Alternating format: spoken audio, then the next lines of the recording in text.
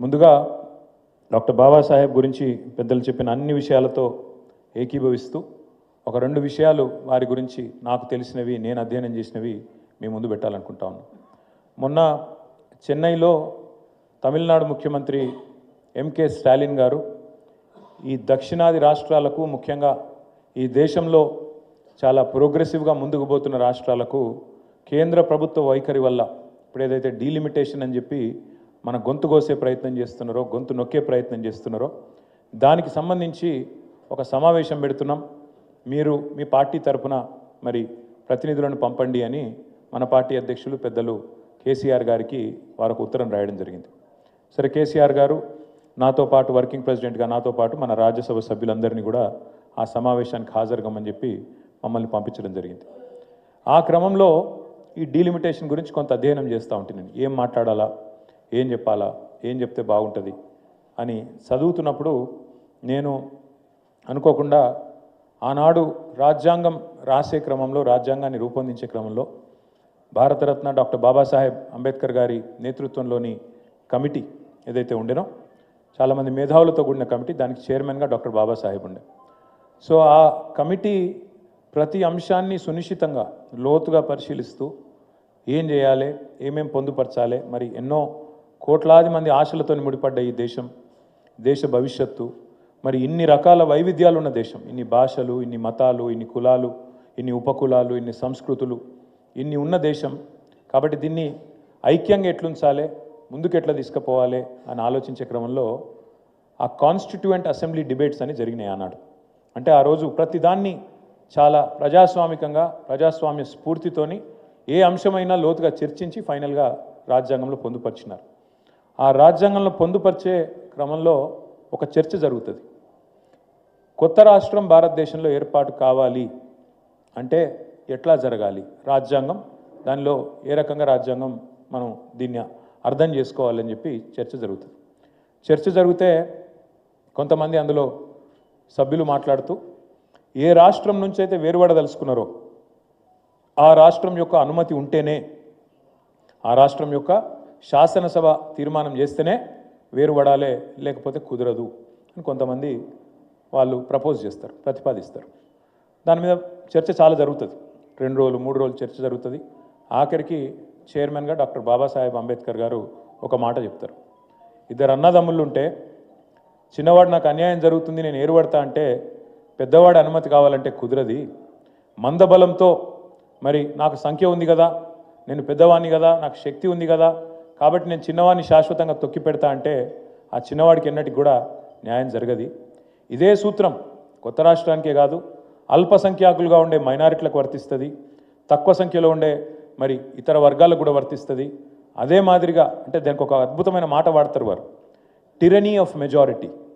టిరనీ of majority అంటే మందబలంతో అవతలడు గొంతు నొక్కేడు, అది ఉండకూడదు, ప్రజాస్వామ్యంలో అది కరెక్ట్ కాదు అని మాట్లాడి పొట్లాడి అందరిని ఒప్పించి మెప్పించి ఆర్టికల్ 3లో కొత్త రాష్ట్రాల ఏర్పాటుకు మరి ఆ ఉన్న రాష్ట్రం యొక్క అనుమతి అవసరం లేదు అని పెట్టి ఇవాళ మనం తెలంగాణలో మాట్లాడుతున్నామంటే దానికి కారకుడు ఒకే ఒక్కరు, పెద్దలు డాక్టర్ బాబాసాహెబ్ అంబేద్కర్.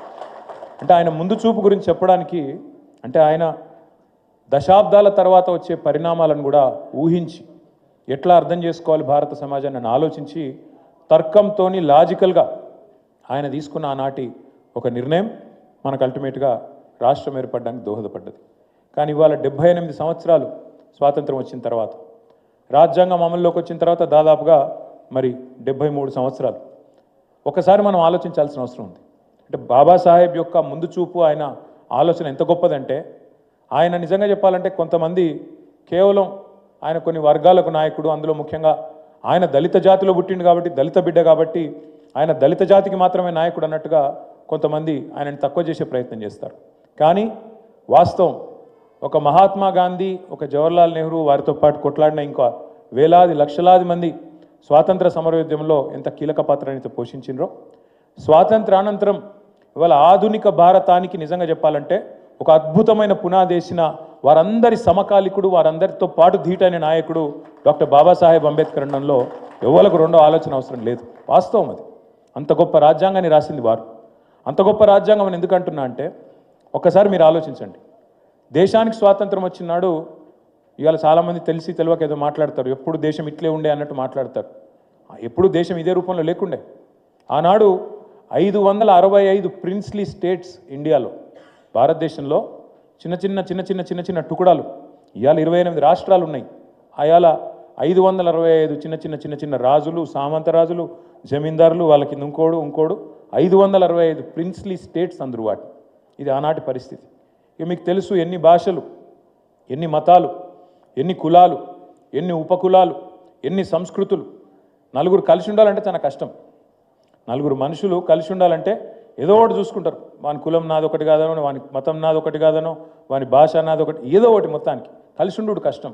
మరి అట్లాంటిది ఇన్ని వైవిధ్యాలు ఉన్న ఈ దేశాన్ని శాశ్వతంగా ఒక సుదీర్ఘకాలం ఉండాలి, కలిసి ఉండాలి అంటే ఏం చేయాలి అని ఆలోచన చేసి డాక్టర్ బాబాసాహెబ్, ఆ తర్వాత మొట్టమొదటి SRC doctor Fazal Ali, supreme court మాజీ జడ్జి, అందరూ కూడా ఆలోచించి చాలామంది మేధావులు గట్టి పునాది పడాలి, దేశం ఐక్యంగా ఉండాలి, భవిష్యత్తులో కూడా విచ్ఛిన్నం కావద్దు.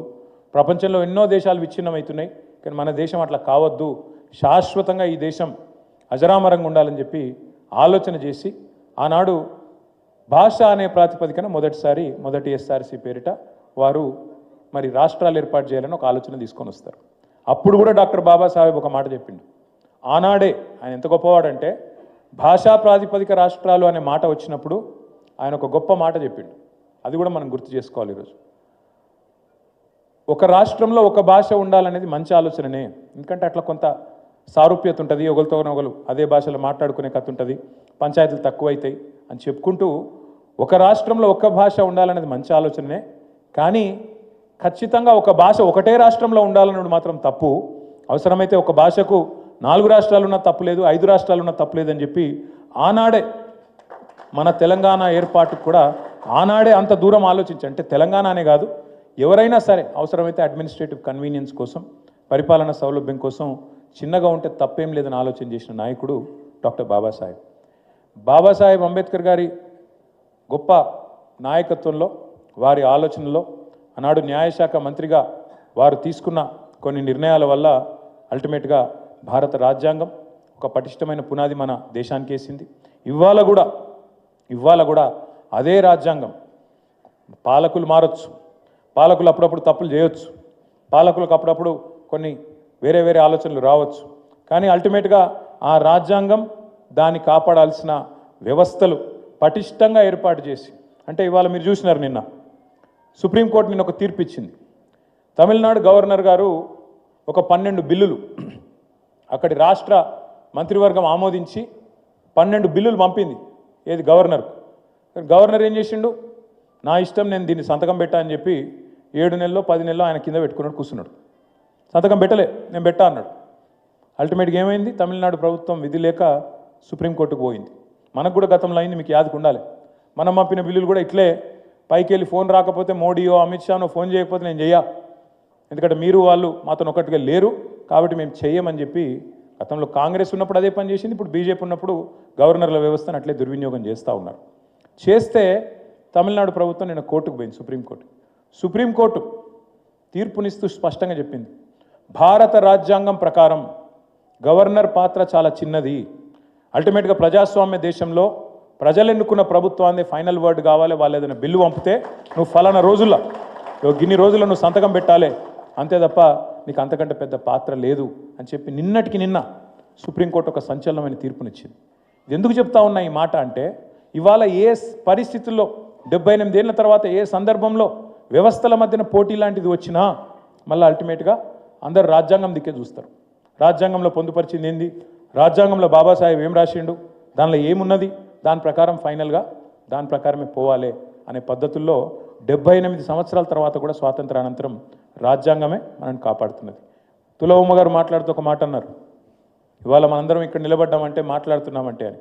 బాబాసాహెబ్ కేవలం ఎస్సీ ఎస్టీ రిజర్వేషన్లు మాత్రమే తెలియదు, మహిళలకు ఓటు హక్కు కావాలి అని చాలా దేశాల్లో, అమెరికాతో సహా చాలా దేశాల్లో పోరాటాలు జరిగిన తర్వాతనే మహిళలకు ఓటు హక్కు వచ్చింది తప్ప లేకపోతే సామాన్యంగా రాలే. కానీ భారతదేశంలో మాత్రం అంబేద్కర్ చొలవ వల్ల, ఆయన దయ వల్ల ఏ పోరాటం అవసరం లేకుండా భారతదేశంలో పుట్టిన ప్రతి బిడ్డకు, ఆయన అంబానీ కావచ్చు, అదానీ కావచ్చు, లేక ఒక గరీబ్ వాళ్ళ ఇంట్లో పుట్టిన ఒక సామాన్య బిడ్డ కావచ్చు, కానీ అందరూ ఒకటే, అందరికీ ఒక మనిషికి ఒకటే విలువ ఉంటుంది ఓటు అని చెప్పి ఆనాడే రాజ్యాంగంలో పొందుపరిచి మహిళలకు కూడా ఓటింగ్ హక్కు కల్పించి మహిళలకు కూడా ప్రాతినిధ్యం లేకపోతే తప్పవుతుందని చెప్పి ఇతర దేశాల అనుభవాలు అధ్యయనం చేసి ముందు చూపుతో వ్యవహారం చేసిన నాయకుడు డాక్టర్ బాబాసాహెబ్. ఇవన్నింటికీ మించి వారు నమ్మిన సిద్ధాంతం బోధించు, సమీకరించు, పోరాడు. నిజంగా ఆ తత్వాన్ని పూర్తి స్థాయిలో ఆనాడు ఉద్యమ పార్టీగా, ఉద్యమ నాయకుడిగా ఆకలింపు చేసుకున్నది, అర్థం చేసుకున్నది, ఆచరణలో పెట్టింది కేసీఆర్ గారు. ఎట్లా అంటారా, లక్షల సంఖ్యలో ప్రజల్ని సమీకరిస్తూ పార్టీ పెట్టిన మొదటి రోజు నుంచి 25 ఏళ్ల కిందట మొదటి రోజు నుంచి కరీంనగర్ సింహగర్జన నుంచి మొదలు పెడితే లక్షల సంఖ్యలో ప్రజల్ని సమీకరిస్తూ వారికి తెలంగాణ రాష్ట్ర ఏర్పాటు ఆవశ్యకతను బోధిస్తూ, వివరిస్తూ, సందర్భం వస్తే తెలంగాణకు అన్యాయం జరిగితే పోరాడుతూ, గలమెత్తుతూ, రోడ్డెత్తుతూ, బోధించు, సమీకరించు, పోరాడు అనే అంబేద్కర్ తత్వాన్ని ఆచరణలో అమలు చేసి అల్టిమేట్గా అంబేద్కర్ రాసిన రాజ్యాంగం ఆధారంగా ఆర్టికల్ 3 ఆధారంగా రాష్ట్రాన్ని సాధించిన మహానాయకుడు మన నాయకుడు కేసీఆర్ గారు. అదే మాదిరిగా రాష్ట్రాన్ని సాధించడంతో నాగలేదు. సాధించిన ఈ రాష్ట్రంలో అంబేద్కర్ గారు ఆనాడు చెప్పిన మాట ఏంది, ఆయన ఎంచుకున్న పందా ఏంది, ఆయన ఎంచుకున్న మార్గం ప్రజాస్వామ్యం, రాజ్యాంగం. ఆయన ఆలోచన, ఆయన ఆశయం సమసమాజం. అందుకే కేసీఆర్ గారు ఒక నినాదంగా మాత్రమే జై భీమ్ని తీసుకోలేదు, ఒక విధానంగా మార్చుకున్నాడు. దాన్ని మార్చుకున్నారు కాబట్టే దేశంలో ఎక్కడ లేని కార్యక్రమాలు మన రాష్ట్రంలో మనం చేసుకున్నాం. ఇప్పుడే నాకు డాక్టర్ ఆర్ఎస్ ప్రవీణ్ కుమార్ గారు చెప్తున్నారు, అన్న ఒకనాడు అంబేద్కర్ గారు అమెరికా పోవాలంటే, కొలంబియా యూనివర్సిటీకి పోవాలంటే బరోడా మహారాజ్ పిలిచి, పిల్లగాడు చాలా తెలివైనడున్నాడు, అద్భుతాలు చేస్తాడు ఈ పిల్లగాడని చెప్పి ఆయన ఆశీర్వదించి బాబాసాహెబ్ నానాడు కొలంబియా పంపిండన్న. కానీ ఆయన బరోడా మహారాజు ఒక్క అంబేద్కర్ గారికి ఆయన దీవెన ఇచ్చిండు. కానీ మన ప్రభుత్వంలో మనం వేలాది మంది పిల్లల్ని అమెరికా పంపినాం, వేలాది మంది, లక్షలాది మంది పిల్లల్ని పటిష్టమైన పునాది 1022 పాఠశాలలు పెట్టి ఒక్కొక్క పిల్ల మీద, పిల్లోడి మీద భారతదేశంలో ఏ ప్రభుత్వం ఖర్చు పెట్టదు. నెలకు 10,000 రూపాయలు, సంవత్సరానికి 1,20,000 రూపాయలు ఖర్చు పెట్టి నీకు బట్టలు, పుస్తకాలు, బ్యాగులు, సాక్స్, బూట్లతో సహా మొత్తం ప్రభుత్వమే అమ్మ, అయ్యా మొత్తం అయ్యి, తల్లి, తండ్రి అయ్యి వారిని ప్రపంచంతో పోటీపడే పౌరులుగా తర్ఫీదునిచ్చి హిమాలయాలు ఎక్కించినా లేదా కోడింగ్ చేపించినా మరి అంబేద్కర్ ఆలోచన విధానాన్ని, ఆశయాన్ని ఆచరణలో చూపెట్టిన నాయకుడు మన నాయకుడు కేసీఆర్ గారు. ఇంకొక మాట, కేవలం గురుకులాలు మాత్రమే కాదు, విదేశీ విద్య 20 లక్షల రూపాయలు ఎస్సీ ఎస్టీ పిల్లలైతే బాబాసాహెబ్ అంబేద్కర్ పేరు మీద ఓవర్సీస్, బీసీ విద్యార్థులైతే మహాత్మా జ్యోతిబా పూలే పేరు మీద, అదే మాదిరిగా వివేకానంద పేరు మీద అగ్రవర్ణాల్లో వెనుకబడ్డ పిల్లలుంటే వాళ్ళకు కూడా మరి ఊతం ఇచ్చి వారిని కూడా ప్రపంచంతో పోటీపడే పౌరులుగా 7,000 మంది విద్యార్థులను 10 సంవత్సరాల కాలంలో మరి మన తెలంగాణ నుంచి మనం పంపించినట్టుగా భారతదేశంలో ఎవరు చేయలే. అట్లాగే వాళ్ళు చాలామంది మాట్లాడుతుంటారు మా నాయకులు ప్రైవేట్ సంభాషణలో నాతో, అన్న మనకు దళిత బంధు వల్ల కొంత నష్టం జరిగిందన్న రాజకీయంగా అని మాట్లాడతారు. సరే, రాజకీయంగా నష్టం జరిగితే జరగచ్చు గాక, కానీ రాజకీయాల్లో అప్పుడప్పుడు గెలుస్తాం, అప్పుడప్పుడు ఓడతాం, అవన్నీ కామన్, అది పెద్ద ఇష్యూ కాదు. నష్టం జరిగితే జరిగిండొచ్చు గాక, పర్వాలేదు. కానీ కేసీఆర్ లాంటి ఒక సాహసి, ఒక స్వాప్నికుడు, ఒక దమ్మున్న కలేజా ఉన్న నాయకుడు మాత్రమే దళిత బంధు లాంటి పథకాన్ని ఆలోచన చేయగలుగుతారు. ఇంకోటితోని రాజకీయాలు ఆలోచించి లాభ నష్టాలు బేరీ చేసుకొని ఇస్తే సీట్లు వస్తాయా, ఇవ్వకపోతే సీట్లు వస్తాయా అని ఆలోచించడానికి అర్థం కూడా కాదు.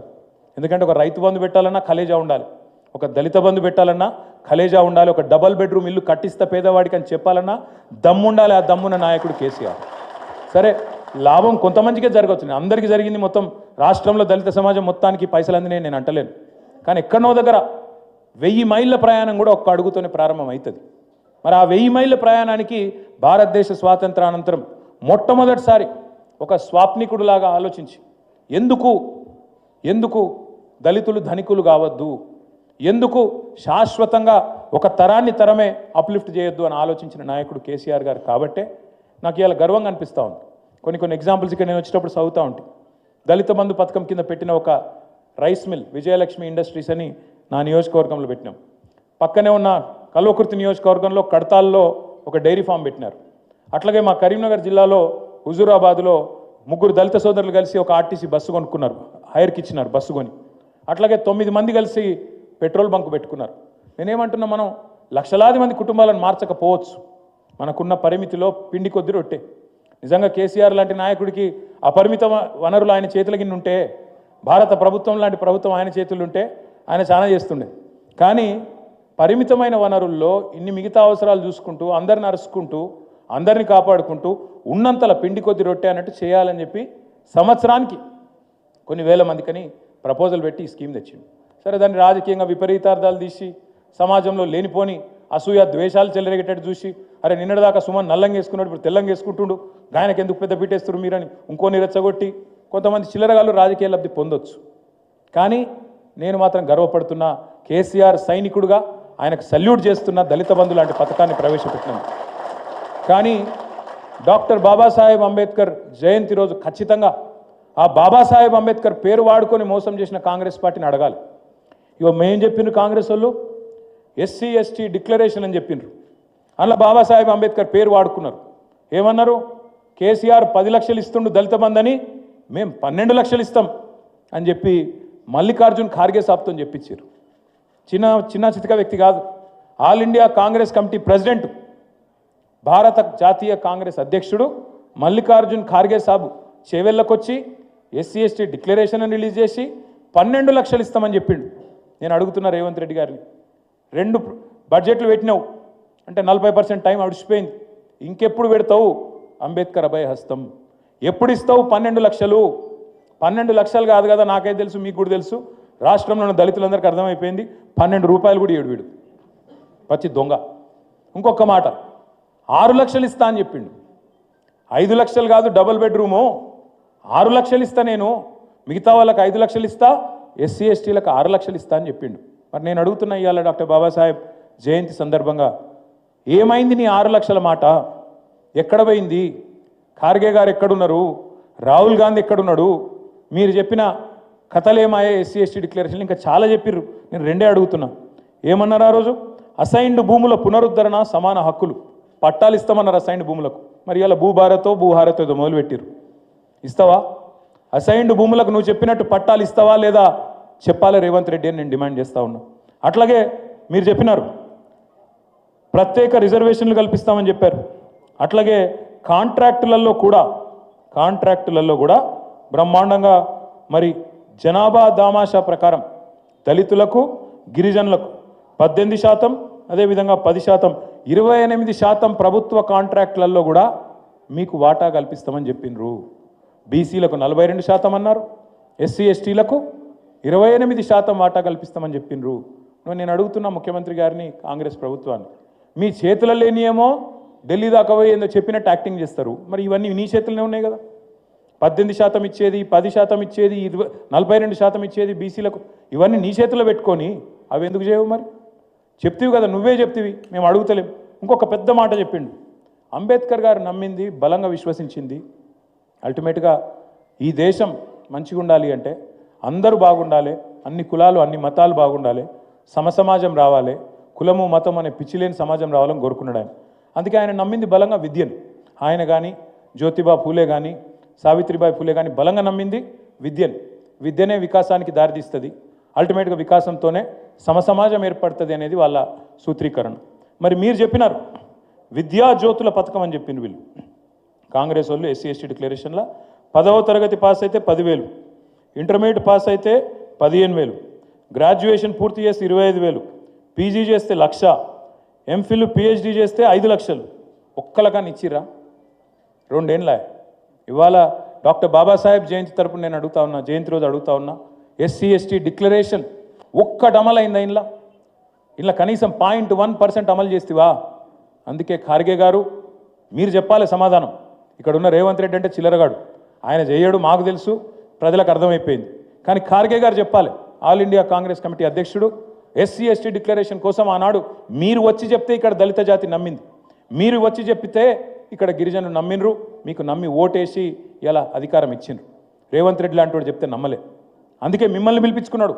బీసీ డిక్లరేషన్కి సిద్ధరామయ్య గారిని, ఎస్సీ ఎస్టీ డిక్లరేషన్కి ఖార్గే గారిని, రైతు డిక్లరేషన్కి రాహుల్ గాంధీ గారిని, యూత్ డిక్లరేషన్కి ప్రియాంక గాంధీ గారిని, మొత్తం మేనిఫెస్టోకు సోనియా గాంధీ గారిని, ఉన్న కాంగ్రెస్ నాయకులందరినీ ఢిల్లీకి వెళ్ళి దించి, వీళ్ళు చెప్తే నమ్మతలేరు లోకల్ వాళ్ళు, వీళ్ళు బట్టెబాజ్ గల్లని తెలుసు కాబట్టి పెద్ద పెద్ద వాళ్ళని పిలిచిగో ఇట్లాంటి విడుదల చేశారు. ఇవాళ మనం ఆలోచించాల్సింది, మనం అర్థం చేసుకోవాల్సింది, ఇన్ని రకాల మోసం చేసి గద్దెనెక్కితే బాబాసాహెబ్ అన్నీ పెట్టిండు అంబేద్కర్ గారు, ఒక్కటి మర్చిపోయిండు. ఇది నేను తప్పుగా అర్థం చేసుకోవద్దు.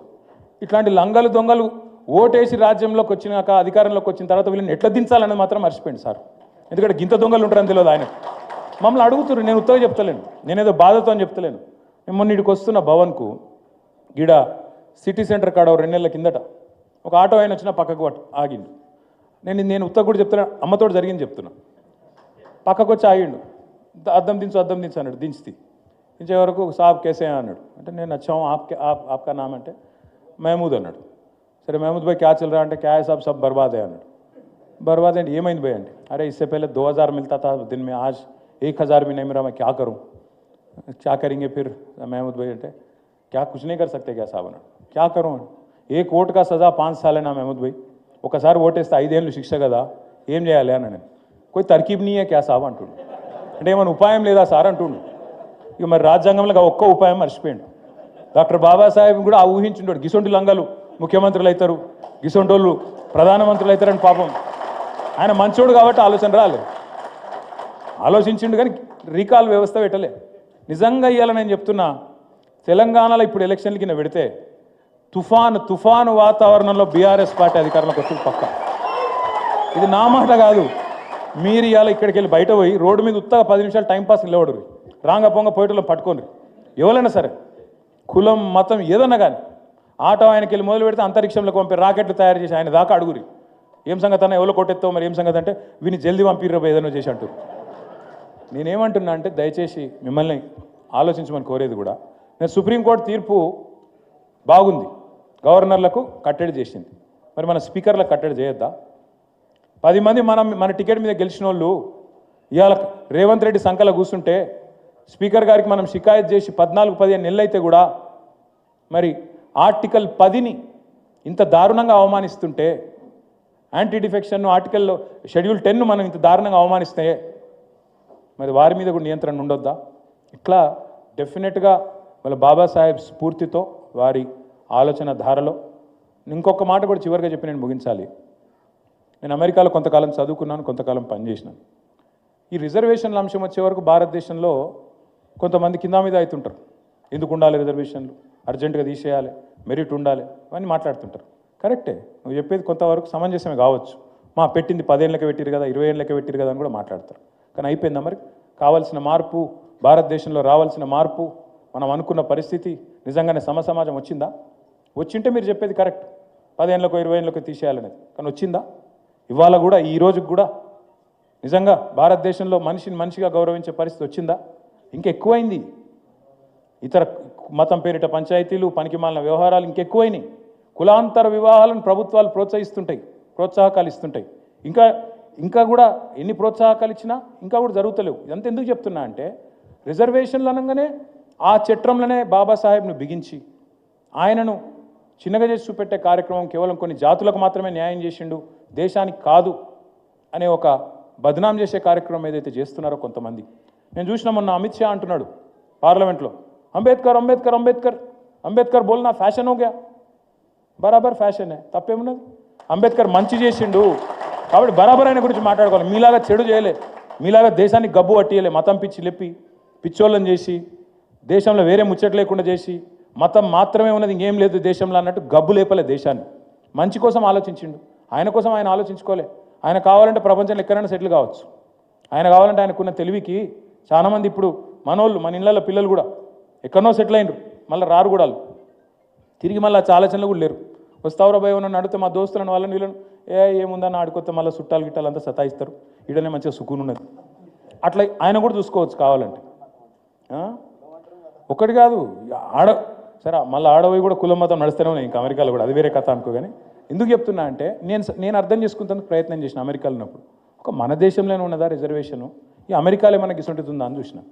మీకు చాలా మందికి తెలియదు, అమెరికాలో అఫర్మేటివ్ యాక్షన్ అని ఒకటి ఉంటుంది. అది కూడా ఇవాళ పెట్టలే, 1950-60లో పెట్టినరు అక్కడి ప్రభుత్వం. ఎందుకు పెట్టినరు? అక్కడ నల్ల జాతీయుల మీద ఏదైతే వివక్ష ఉందో ఆ వివక్ష పోవాలి అంటే వాళ్ళకు కొంత ప్రత్యేకమైన రక్షణ, మన రిజర్వేషన్ లెక్కనే వాళ్ళకు కూడా విద్యలో ఉపాధిలో వాళ్ళకు కూడా రక్షణ ఉండాలని పెట్టినరు. కాబట్టి మరి అమెరికా వాళ్ళు మనకంటే తెలివైన వాళ్ళు అని చెప్పి ఆడిపోతున్నాం కదా మనందరం. ఆడనే పోయి సెటిల్ అవుతున్నాం, ఆడనే బాగుంది, ఆడనే గొప్పోళ్ళు, వాళ్ళే అగ్రరాజ్యం అని మాట్లాడతాం కదా తెల్లారులైతే. మరి ఆడ కూడా ఉంది. మరి వాళ్ళు బుద్ధి తక్కువ వాళ్ళ? ఎందుకు చెప్తున్నా ఈ మాట అంటే, భారత సమాజాన్ని కరెక్ట్గా అర్థం చేసుకుంటే ఈ పనికిమాలిన మాటలు మాట్లాడరు. ప్రధానమంత్రి అంటాడు, ఈ రేవడి కల్చర్ క్యా హై? రేవడి కల్చర్ అట అంటే ఏంది? పేదవాడికి 2000 పెన్షన్ ఇస్తే ప్రధానమంత్రికి నచ్చలేదు, రైతుకు 24 గంటల కరెంట్ ఇస్తే ప్రధానమంత్రికి నచ్చది, రైతుకు రుణమాఫీ చేస్తే ప్రధానమంత్రికి నచ్చది, బీజేపీకి నచ్చది. ఇక్కడ వాళ్ళ పేదల వ్యతిరేకం, వాళ్ళ ఎజెండా స్పష్టం, పేదల వ్యతిరేకం. కానీ 16.5 లక్షల కోట్లు పెద్ద పెద్ద కార్పొరేట్లకు మాఫీ చేస్తే మాత్రం బీజేపీకి సంతోషంగా ఉంటుంది. ఏది పెద్ద పెద్దోళ్ళు 1000 కోట్లు ఎగేసి ద్వితీయ దేశాలకు పారిపోతే మాత్రం వాళ్ళని అనేది లేదు, వాళ్ళని అనుడు శాత కాదు. నేను ఇక్కడికి వస్తుంటే ఇప్పుడే చూసిన సోషల్ మీడియాలో, వాస్తవమో కాదు నాకు తెలియదు, నిన్ననట ఇక్కడ ట్రాఫిక్ పోలీస్ ఆయన ఒక ఆయన బాల్నగర్లో, ఇప్పుడు ఇక్కడికి వస్తుంటే చూసిన నేను, పిల్లగాడు వాడేదో గీత దాటిండు, సరే తప్పు, అది కూడా తప్పే, ఏది ఆ సిగ్నల్ కాడ గీత దాటిండు, వాని ఎంబడవాడు ఉరుకుడట, వాడేదో టెర్రరిస్టో ఉగ్రవాదం, వాడిని సపరేట్గా ఫోటో కొట్టి ఇంటికి చాలని పంపరాదా? వాని ఎంబడవాడు ఉరికితే వాడాగమాగం ఉరికిండు, ఆయనతో పోయి ఆర్టీసీ బస్ కింద పడ్డాడు, చచ్చిపోయాడు. ఆ కుటుంబం ధర్నా చేస్తుంటే రోడ్డు మీదకి వచ్చి వాళ్ళని కొట్టిరు నిన్న పోలీసులు. నేను అడుగుతున్నా, ఏం పని మీ పోలీసు వాళ్ళది అసలు? చేయాల్సిన పని ఏంది మీరు? ఈ టెక్నాలజీ యుగంలో ఫోటో కొట్టి మన ఇంటికి చలాన్ని పంపరాదా? ఎందుకు సావగొట్టుడు? ఎందుకు అప్పులుగా ప్రాణం తీసారు? ఏం పని చేయాలి? మీరు ఏం చేస్తున్నారు? ఇది ఇవాళ ప్రభుత్వాలు. వాడేమో 16 లక్షల కోట్లనే కొట్టిపోయినని వాడు ఇడిచిపెట్టిండు, వాడు కేవలం చిన్న చిన్న వాళ్ళ మీద వాడు పడతాడు. ఇక్కడున్న వీడేమో అసలు పని ఇడిచిపెట్టి, రేపులు అవుతున్నాయిరా, ఎంఎంటీఎస్లో ఆడపిల్లలకు రక్షణ లేదురా అంటే ఇది ఇడిచిపెట్టిండు, ఇది చాలాన్లు పట్టుకుని ఎంబడబడ్డారు పోలీసు వాళ్ళు. అవసరమా ఇది? ఇది ఎందుకు చెప్తున్నా ఇదంతా అంటే, నిజంగా ప్రభుత్వాలు తమ పని తాము మర్చిపోయి, తమ ప్రాధాన్యాలు తాము మర్చిపోయిన ఈ నేపథ్యంలో అందరికంటే ఎక్కువ ఇప్పుడు గుర్తు చేసుకోవాల్సింది ఎవరైనా ఉంది అంటే డాక్టర్ బాబాసాహెబ్ను, ఆయన రాసిన రాజ్యాంగాన్ని మళ్ళొకసారి ఖచ్చితంగా గుర్తు చేసుకోవాలి. ఖచ్చితంగా తిరిగి మరి వాటి ఆశయాల కోసం, వారి ఆశయాల కోసం మనందరం పునరంకితం కావాలి. పెద్దలు కేసీఆర్ గారి నాయకత్వంలో తప్పకుండా అంటారు చూడు, భగవాన్కి ఘర్ మే దేర్ హై అందేర్ నహీ అని, అట్లా తప్పకుండా మళ్ళీ తెలంగాణకు మంచి రోజులు వస్తాయి. కేసీఆర్ గారు తిరిగి ముఖ్యమంత్రి అవుతారు.